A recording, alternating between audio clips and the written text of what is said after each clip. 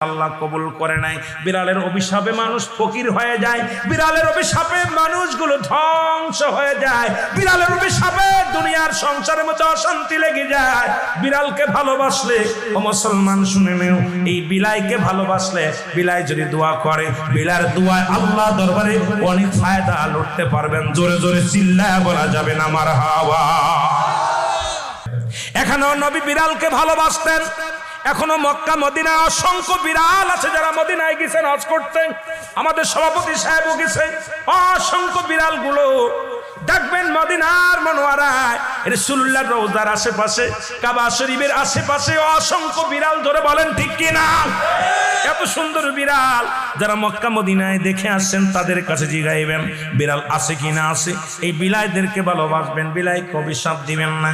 একবার এক মহিলা অমুসলমান রাসূলুল্লাহর কদমের মধ্যে একজন বিড়ালকে বিষ পান